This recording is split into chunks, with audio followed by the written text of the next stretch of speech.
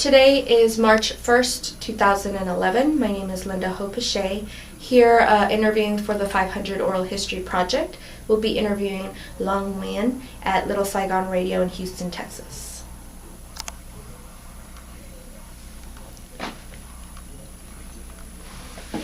Can you tell us your name one more time? Okay, my name is Long Nguyen. And Lon, can you please spell your first and last name? My first name is L-O-A-N. Actually, it's Huong Loan, H-U-O-N-G, L-O-A-N. And then the last name is Nguyen, N-G-U-Y-E-N. Okay, and tell us where you are from. I'm from Vietnam. And I'm proud to be of it. When were you born? I was born in Saigon, Vietnam.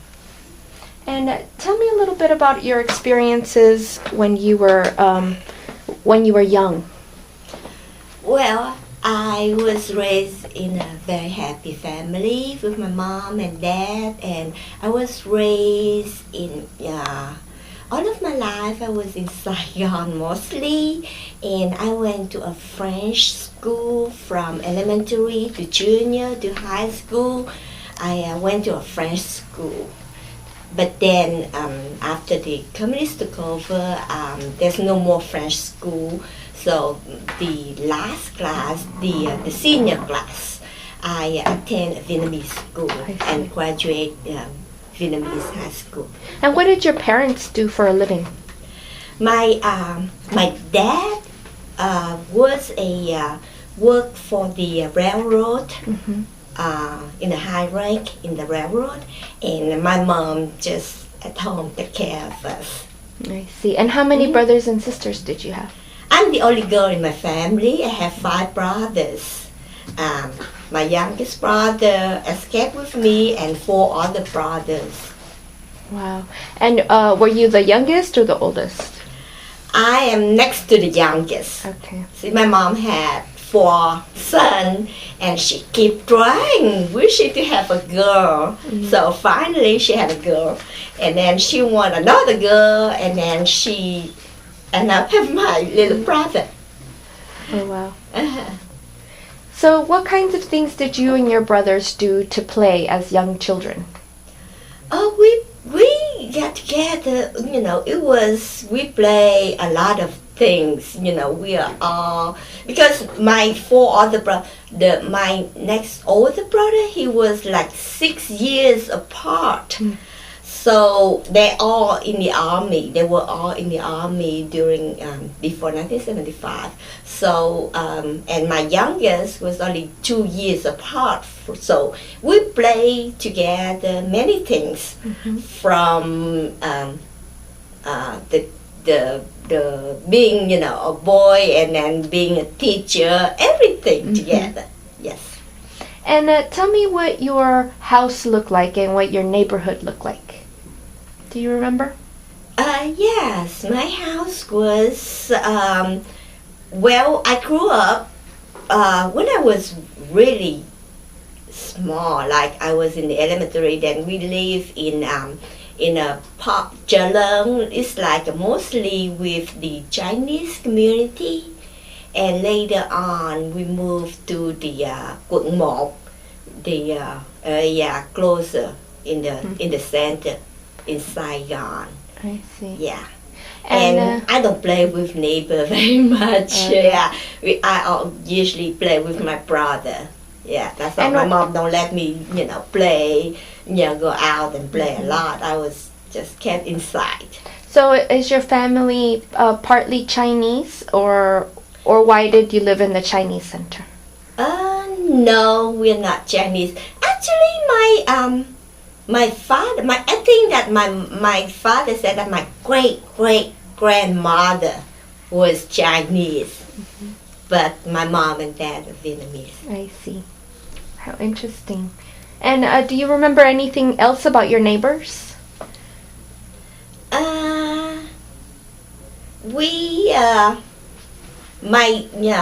Before 1975, I have,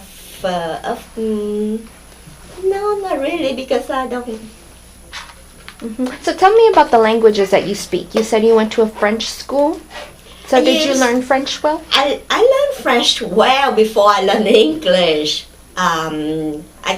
I could understand and speak French back then, so I have French and Vietnamese.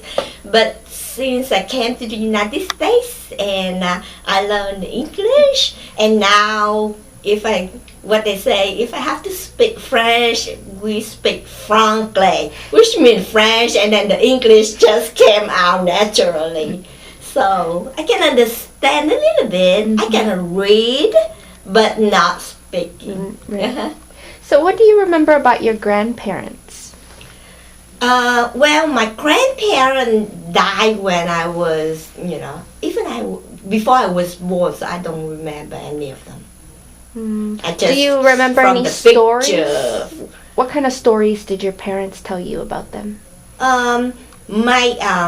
My grandfather on my mom's side, he was working in the government, and then at one time he was working in Cambodia, and that's why my mom was born in Cambodia. Wow. Yes. What was That's he all doing? I heard. He was working for some, I don't know. Yeah. Yes. How interesting. And do you have a large family? Do you hold big family reunions or For my family or for my ancestors? when you were for your ancestors? Yes, because my grandma on my mom's side, they have like 14 children. Wow. Yeah, in Vietnam we call the first one, we don't call the first, but we start with the second. And then my mom they call it the auntie 13. Actually, she's the 12, but they call it the 13. Why do they start with the second one? I don't know. And I what don't do know. you They call the always- first one? The culture, the way they call it, instead of, ăn một, they call it ăn hai, ăn ba. So they start with ăn hai and ba instead of ăn một. So that's why I think the culture, I don't know how it started, but actually my mom was the 12, and then they call it dì 13. How interesting. And what would you do at these reunions? What are they called?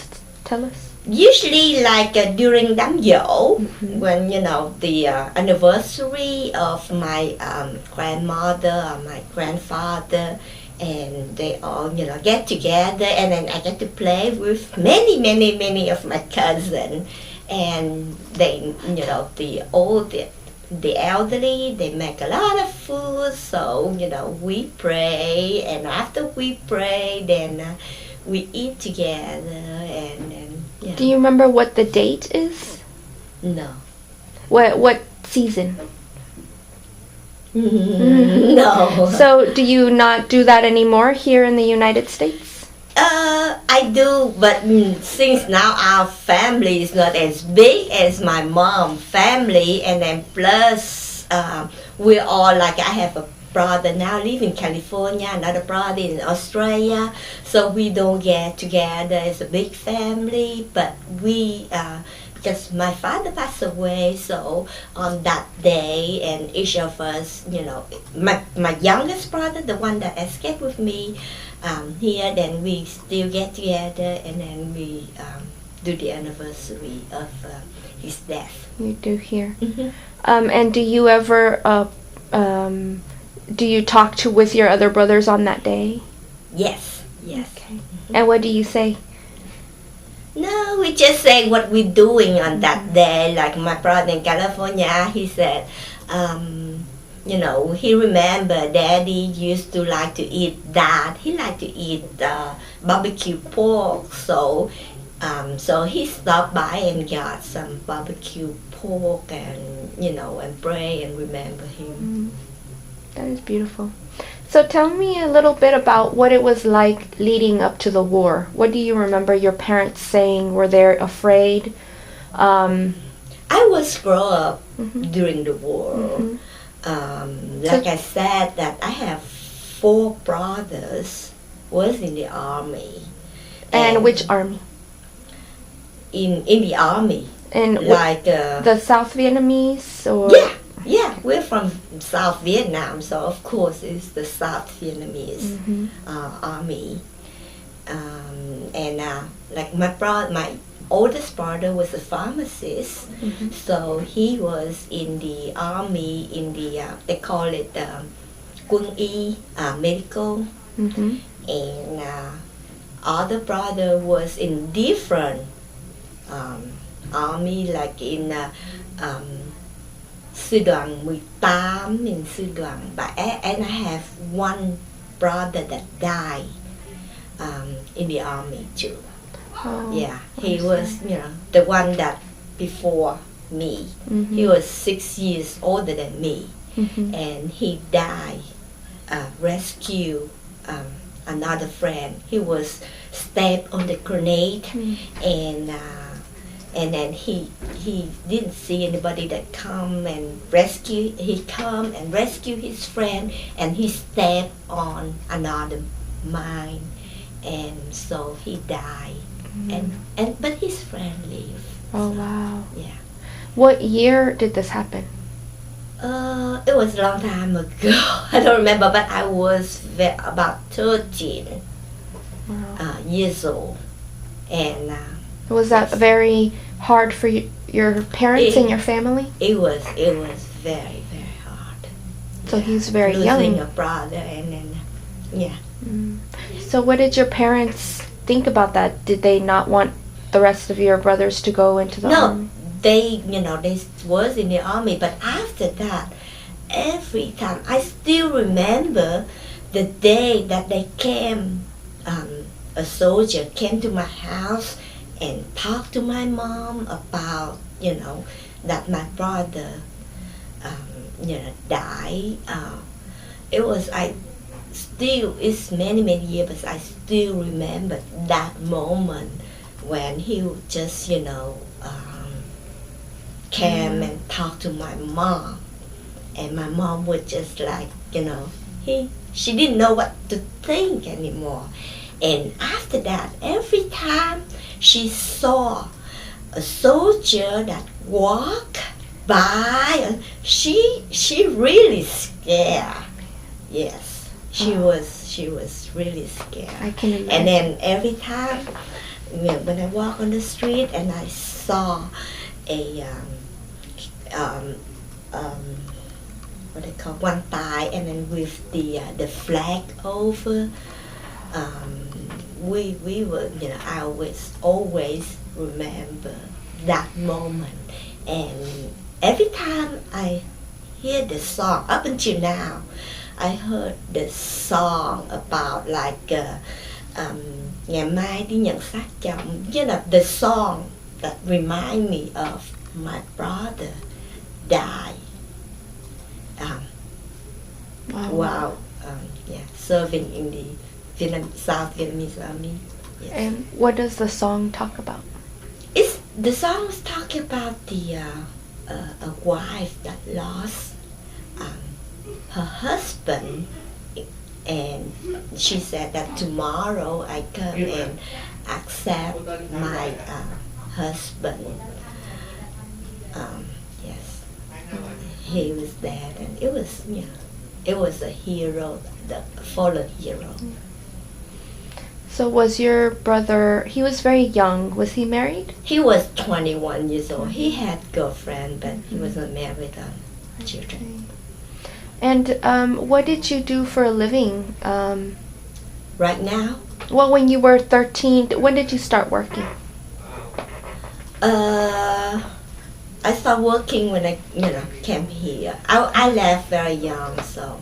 How old were you when you left with your brothers? I was 21. Okay. 21, yes. Mm-hmm. And what made you decide to leave? To continue my education.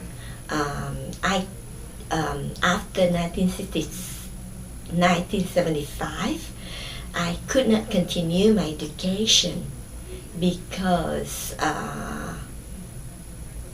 of my background. I cannot, so I tried to escape to so I can for my future, so I can continue my education. And tell us what happened in 1975 and what your life was for your family was like after. What happened? In 1975, I was in Saigon, and we didn't plan to leave anything.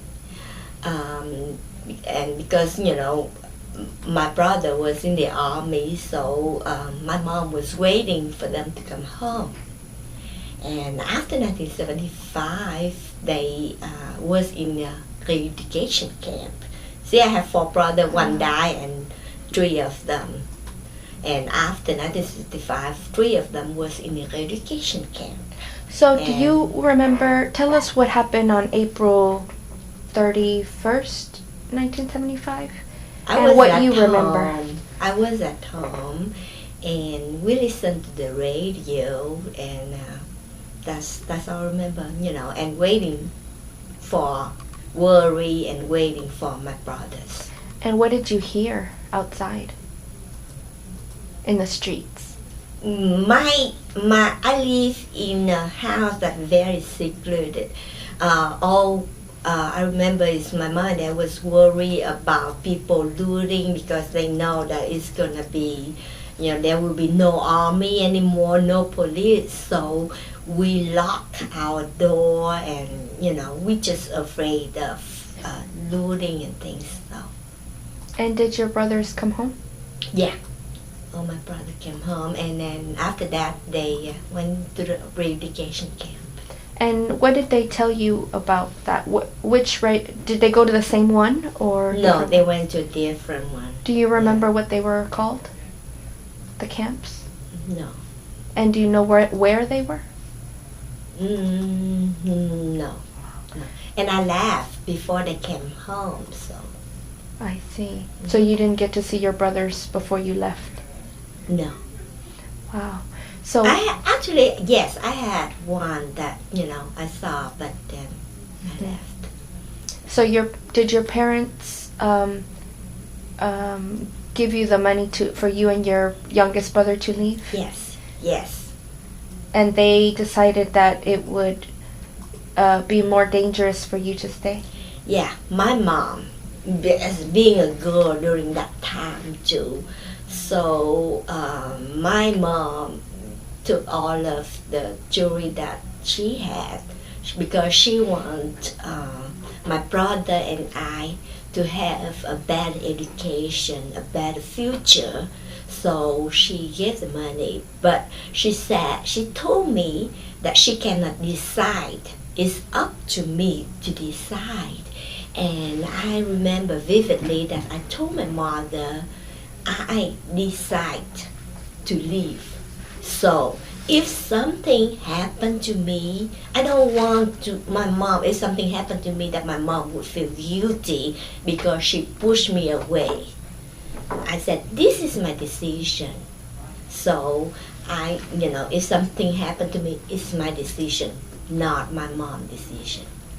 I see. Mm-hmm. And your brother said the same? Mm-hmm. So what did you pack?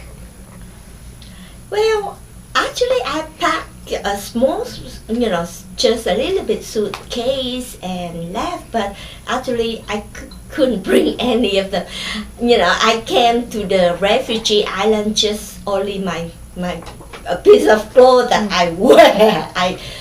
Because they said that on my journey, they said that they're gonna bring, my mom gave the suitcase to the people, the boat owner, to bring down to the boat, but they didn't.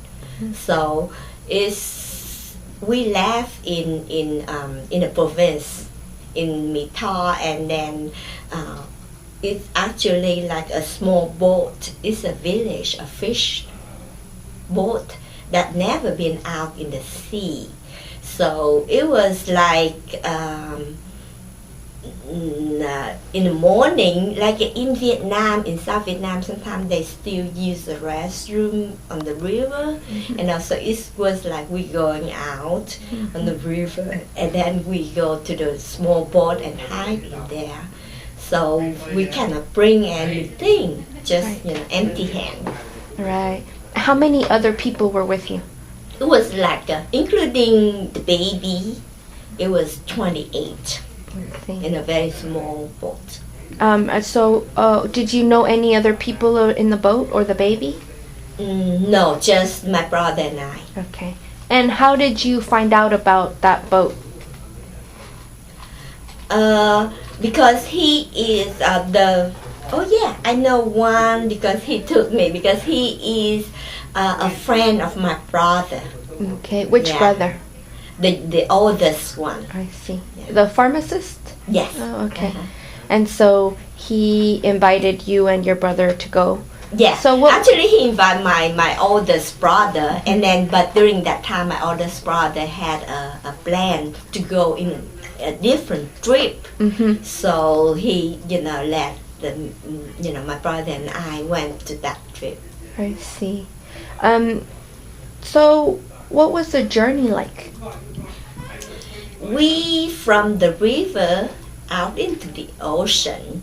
I don't think there are any food or any drink on the boat at all. So from the river to the ocean, they got the water on the river and then put in a can, Mm-hmm. and they have a bag Mm. and salt, and that's all we had. On the journey, and for like 3 days, and there's no can. They use an army campus, not for the sea but for the land. Like in the soldier army, they have a small campus. Mm-hmm. And the map they're a teacher, an elementary teacher, was among the people on the boat, so he had a map. That the teacher taught like geography map, that they taught in elementary school, and they used that map. And then we just went. So we didn't know. We just guessing, and then we went, and then we didn't even know that after we left the border of Vietnam, we didn't even know until that we went to a border of Malaysia, and we said, "Is this Malaysia, or is this, or are we still in Vietnam?" So we, look at the border. Sometimes they have something, and then we took it up, and then we see and said, "This is a good plastic, so it must be from Vietnam. It's probably, we probably out of Vietnam already." And then we saw an oil rig in Malaysia. And that oil rig was managed by a German boat, a big boat. So they took us in. No, before we met the oil rig, we were in a storm, and I thought I would die during that storm. It was a big storm. You cannot imagine like the wave that would come as high as a tall building just come over to your small boat. You just cover, and then we just try to ride with the wave up and down and up, and it was just and everything on the boat just went to the sea. Everything. And did everybody rise and survive? Everybody survived. We just hold on to whatever we can hold on, and we just pray, and pray. And during that time, all my mind was praying and thinking about my mom. I was thinking, if I die now, what will happen to my mom? What was she thinking? Maybe she feel guilty because she let me go. So all that time I was just thinking about my mom. But we survived the storm. And everybody was praying. And I know myself, I was praying inside me, praying and remember my mom. And what is your religion? What were you praying? I was Buddhist. Yeah, I praying Phật Bà Quan Âm.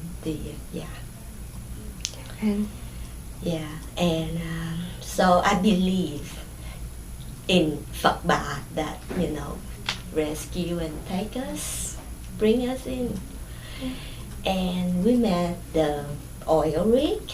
They took us in, but our boat was like almost falling apart because it's a small boat. So it was like falling apart during the storm. So when the German rescued us, they took us in. They let us have a bath because for days we didn't have bath. how many days? It was 4 days, I believe. 4 or 5 days. And then they gave us food to eat, but they cannot keep us because they are the German and they are in Malaysia land. So they contact the Malaysian government. They said that they rescued these people, and the Malaysian Navy came and they made us go back to our boat, our small boat, and they took us back to Vietnam. But since they pulled us, they have that big boat and they pull our small boat with they tie our boat and pull it back. But our boat was broken, so it was sinking and sinking and sinking. So they couldn't let us die. They cannot. I don't think that they can stand watching a boat sinking. So they took us in. They took us in, and they took us to the Malaysia refugee camp in Malaysia. And when was this? What date did you leave Vietnam? Do you remember? It was 1978. It was July. It was right after my 21st birthday. My birthday was July 5th, so I left July 6th of 1978. And I didn't arrive to a refugee camp like a week later. And what was it like? What do you mean? The refugee camp. Oh, compare, because there are many refugee camps in Malaysia, but the one that I stay, compared from what I heard from all the refugee camp, mine is Pulau Tangga, and there's all the refugee camp. The biggest one is Pulau Bidong. Pulau Tangga is much better. Every day we wait for people that came and gave us food, and we just leave and wait for the delegation to come and interview us and sponsor us. Were you able to write to your mom to tell her that you were okay? Actually, because before I left, I told my mom, because I left with my brother, and actually I have another cousin that left with me. I'm sorry, I forgot that detail I have. So 3 of us left. And so I told my mom, my cousin has an uncle in France. So if we make it, we're gonna ride to, because during that time there is no tie between the U.S. and the Vietnamese, so there's no mail or anything that you can send to Vietnam. So we send mail to my cousin uncle in France, and we're gonna have, we say, sister 3 gave birth to Ma. That means that 3 of us made it to Malaysia. We have a code. so my mom would know, because otherwise my mom would be in trouble because we escaped from Vietnam. So we had a code that say that, chị ba, sister three, gave birth to Ma. Wow. And then so my mom knew that 3 of us made it. Wow. Yeah. And what made you decide to come to the United States instead of France? My cousin has an aunt that lives in Minneapolis in the United States. So he asked us to sponsor all 3 of us to camp. Okay. Yeah. Wow. And then I think that, the United States is the land of opportunity. So, I think that I can continue my education here Mhm. if I keep trying. Right. And what about your other brothers that were behind in Vietnam? What happened to them? They all, and then after I left, another brother left, and he's now in Australia. And then another brother left, and he's now in California. And then one brother that stayed with my mom, and then with the HACO, sponsor. Then he came with my mom. So we are now all here in the United States, except the one in Australia. I see. Mhm. And during that time, your father wasn't able to come, or did he? What happened to your father? My father was sick, so he didn't. He passed away before my mom and my brother left. I see. Yeah. Was that difficult for you to be away from home?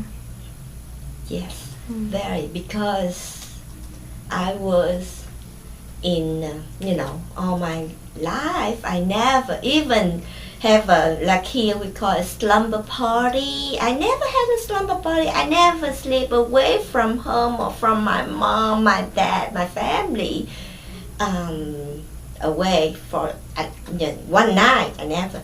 So in just one day, I had a family, I had a country, I had a house, and the next day I don't have anything. I don't have a country, I don't have family, I don't have a house to live in. When I came, I just don't have anything. I came to United States just one clothes, and that's all. That's all I have. But I survived. But I think all of that I didn't feel miserable or anything. I accept what I had during that time, because I know that I was very, very lucky compared to others that could not make it in the sea or was raped by a pirate or I heard many stories. So during that time, I was happy because I made it, and nothing happened to me when I escaped. And so I consider myself that I was lucky that I still survive, still have food to eat, and up until now I always consider that I accept what I have. I consider myself lucky. Mm-hmm. So what do you remember about the day that you left the refugee camp? I look at that, and I looked at the place that helped me the transition, but I'm looking forward to my future. Mm-hmm. I'm looking forward to start my new life in a new land of opportunity. So what happened that day? Did they put you on a plane, or what do you remember? We went to from the refugee camp in an island. We went to a city in Malaysia, Kuala Lumpur. By bus? By bus. We left by boat to a land, and then from land to drive to a bus to Kuala Lumpur. And we wait over there, and then we wait for them to, we have to have, remember they take x-ray and check that your health and everything, make sure that you don't have any disease or anything. And then I stayed there for about like a week or 10 days before I flew to United States. Okay. And where did you fly to? I went to Indianapolis, and my cousin aunt was a sponsor, so she came and then she took us home. And what was it like, Indianapolis? Okay, it was very nice. People was very nice, and then I went to I met a friend, and then I went, and he took us to the church, and this was a church, and when the minister there, they was very, very nice. So when they heard about the story, and so the church, all the community in the church, they want to help us. So they rent us an apartment, and each of them bring clothes, bring food, can bring all the necessity and furnish our apartment. And there was a sponsor that sponsored us, that he paid for our rent for a year in advance. And there's another sponsor that got us a car, an old car, a very old car, but they got us an old car and paid for our insurance for a year. That, and they took us, and they find, I remember they took us, introduced us to a restaurant, and get us a job, and they took us to school, so we can study. And what did you decide to study? The reason I study, I'm a librarian right now. So I went during that time, I went to the library and tried to find document or resource to study English. And I met a librarian there, and he was very nice, and I was so impressed with the librarian. And so that's why, I decided, I want to be a librarian, so later on I can help others, like he did when I first came to the United States. He even came to my house and tutored me in English. Wow. Yeah. So that's the first impression when I came to the United States. Yeah, librarian is, what impressed me. So that's why I put, and all my life since I'm here in the United States, I always work for a library. Right. Yeah. Wow. So, but up until now, I still remember the church community. It's a Methodist church that helped us through in the beginning when we first came to the United States. So tell me who else you left behind in Vietnam. Mean right now? During that time. During that time, my mom and my brother were still in Vietnam. And you weren't married at the time, right? No, and I will tell you. You want me to tell the story of my husband and I was a high school sweetheart. So before I left, the night before I left Vietnam, I told him that I'm gonna escape. And during that time, he didn't plan to leave because he still has mother, and his father was in the education camps too. So being a son, he has to take care of his mom, his family. He has a responsibility. He didn't plan to leave. So I told him that I don't know if we ever meet again, but I'm going to leave tomorrow. So if, faith let us reunited again, is up to up there that lets us, see it again. Otherwise, I would say goodbye right now. Yeah. Because it's very hard when he is in Vietnam, and if I make it, we are all, apart. And so I said goodbye. But after I left, he was very, very sad. He couldn't do anything all day. He was, he played guitar and sing a song. He made a song for me when I left. He made a song and he keeps singing that song. So his mom, my mother-in-law, which I love dearly, she saw her son was miserable. So she took all of her jewelry, her wedding ring, and gave it to him and asked him to go find me. He said, go find Lon. And it's hard. It's hard for him, but he tried escape 3 times. The first 2 times, at one time he even swam in the ocean for miles in order to get back. He was, it's very hard. And then the 3rd time he made it. And when he made it to the refugee camp, he was in a different refugee camp than I was, even in Malaysia. He was in Pulau Bidong and I was in Pulau Tengah.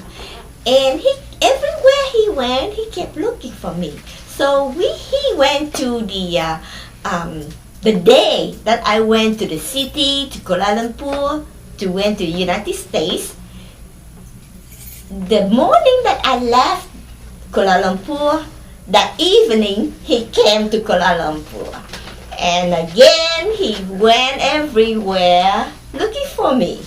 Yeah. And then he was looking for me, and we kept missing each other. And so I went to the United States. He went to Canada. Because during that time, he has an uncle in Canada that sponsored him. So he went to Canada. So we lost in touch until my oldest brother, the pharmacist, when he came to the United States, and then, we talked, and my oldest brother said, oh yeah, I saw your boyfriend in a refugee camp. So my brother, had his phone number in Canada. So he gave it to me. And you cannot imagine the first time I called my husband Kung in Canada, and he was living with his aunt. But for some reason, he picked up the phone when I called that day. So when I heard his voice after 2 years, just cannot imagine. I was just, when I hear his voice, and I said hello, and then I was just crying, my tears just falling on my face, and I was just cannot imagine that we reunited again.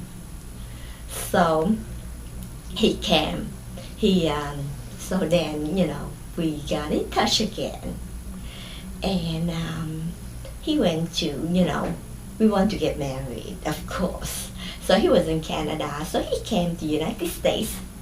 And then during that time, even though I was here, but I feel a need that I have to ask permission from my mom to get married. And my mom didn't want me to marry him because she has a high hope for me. She wanted me to come here to have an education before I can marry. And here we just came to a new land. Both of us didn't even start school yet, and we want to get married. So she didn't want to. But then the minister of the church said that, she convinced, there's no way. You guys been through a lot. How can you? So she wrote letter, and my brother, asked my brother, and my brother convinced my mom that they've been through a lot. So, and I promised to my mom, I explained to her, it's not like in Vietnam. When you marry, you cannot go to school anymore. You have to stay home, take care of children. But here in the United States, even though you marry, you can still go to school and you can still graduate. So I'm promised my mom that I'm married, but I will postpone to have a baby and I will finish my education. And I promised her that. So we finally get married. And it was very hard. We, of course we didn't have money back then. And then so we didn't have, the church that sponsored me arranged for everything for the wedding. But I think that was, I was, the wedding, it was happiest moment of my life. Even though it's small, I borrow everything from the dress and the church contribute the cake and everything. But it was beautiful, I consider, and happy, very happy. And we've been married for 30 years, and now we have 3 children. And we've been married, we're still very happy. Congratulations. Thank you. And then, like I promised, we both go to school. We applied and we went to Indiana University, Purdue University in Indianapolis. And we both take turn. He goes to school full time, and I work full time and go to school part time to support us, and in the meantime send money to Vietnam to support my family in Vietnam until he graduate, until my husband graduate. Then he go to school full time, and I go, then I go part time and I go to school. What did he study? He's electrical engineering. I see. Yeah. And what did you study? My bachelor degree is in supervision. Yeah. So it took me 10 years to finish my bachelor degree. Another 10 years to finish my master in library science. And now I have another master degree in political science, which I will graduate in May. So took me another 10 years, so 30 years total. Yeah. And you kept your promise. I kept my promise, and I continue to learn, continue my education. Yeah. So even though I have 3 children, I still go to school. Well, you said the church sponsored your wedding. Was there? So did you get married in a white wedding dress, or was it a Vietnamese traditional dress? It was a white wedding dress, but I even won a Vietnamese wedding. So the day before the wedding at the church, I have a table with my ancestor, and I order my a Vietnamese dress, but it didn't arrive in time, so I borrowed a Vietnamese dress. So we had both. We had a Vietnamese wedding the day before, and American wedding. And in a traditional Vietnamese wedding, you have the bride's family and the groom's family. But since you were so far away, what did you do? Just all the Vietnamese friends in Indianapolis during that time. So did you have part of his friends and part of your friends be on each side, or how did you do that? No, we just all have friends together because both of us has all the Vietnamese friends that we had there. And did the Methodist... And my brother was there. Right, so. right. Oh, that's right. And did the Methodist Church want to marry you in a Christian wedding? Did they want you to become Christian? They, yes, I was a Christian, because to me, religion, I believe in all the good thing in religion, no matter Buddhism, Methodist, or Catholic, all will teach us to be good in life, to be, to treat each other good, to be good. There's no religion that, asks you to do bad thing. I believe so. Catholic, Methodist, Buddhism are all, I believe in one God. And so you returned to Buddhism I after a keep while? both, I believe. Okay. I keep both. Do you ever go to a Methodist church anymore? Mhm. Yeah, sometimes. How often? Not very many now. Back then, when I was in Indianapolis, I went to the church that sponsored me. I Uh-huh. went every Sunday. And that's a day that in the morning I went to church, and in the afternoon I went to the pagoda. Really? Yeah, Buddhism. So I keep both. Hmm. Uh-huh. And But- was there a Vietnamese pagoda in Indianapolis? During that time, not very many. So all the people, we just get together and then we pray, and we call it. There's a place for us to pray together. Was it small or? Very small? It's like from a house. Okay. You know, they rent the house, and then we get together there. Yeah. Beautiful. Mhm. So, when made you decide to come to Texas? You're now here in Texas, right? Right. When my brother took my mom to came to the United States, and it was very cold in Indianapolis, and my mom has her brother, my uncle came later, and he lived in Texas, in Houston, Texas. And here we have a lot of Vietnamese here, a lot of Vietnamese food, and the weather is warmer, which is good for my mother, because it's hard for an older person to learn English, and with the weather it's too cold compared to Vietnam, so it's very hard for her. So she wants to live in Houston, Texas. So my brother, the one that came later with my mom, they moved to Houston, Texas.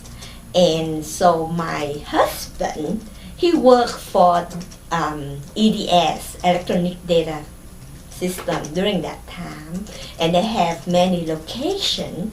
So he know that I want to live close to my mom. So he asked for a transfer. He asked for a transfer, and during that time, Enron in Houston was very strong back then, not before they fallen. So Enron, took him. So they gave us a very good package to move us down here. And a lot of his friends up there in the company, they were surprised, and they told Kuhn, "Are you crazy? Why do you want to move to Houston where all of your in-law there?" Like, usually, they don't want to stay close. They don't want to live close to mother-in-law or other-in-law. And actually, all of his in-law is in Houston, and now he want to move to Houston, Texas. He think that he's crazy. But since he loves me very much, whatever make me happy, he's happy. So he doesn't mind. So. And what happened to his mother? Did she come? Oh, yeah. He's after he left, his sister escaped also, and she went to Canada in Montreal, and another sister came too. So they all, so my in-law now in Canada, and then they sponsor my mother-in-law, so she lives in Canada I now. see. Yeah. And do you visit anytime? Do you see her? Yeah, we went to see her, and then she came here. She was here last Christmas with us too, so we are very close. Yeah. we were very So do you close. celebrate Christmas? Yes, we celebrate both. And did your husband come from a Buddhist family or a Catholic family? Yes. And but you still celebrate Christmas because of your Methodist background? Yes, and both. Yeah, because I'm here. Yeah. Everybody celebrate Christmas. I see. Yeah. So what do you do So- during that time? Do you exchange gifts, or do you make food, or what does that Yeah. holiday look like? We make food, we exchange gifts. It's like everybody. Yeah.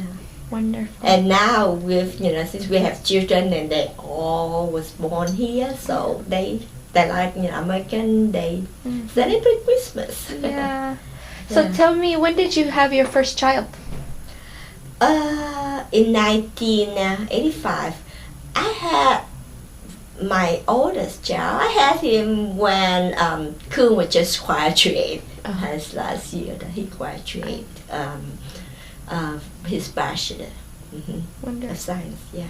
And how old are your 3 children? I have 2 sons and 1 daughter. The oldest is 26, and then 22, gonna be 23, and then 20. I see. Yeah. And do you hope that they will continue?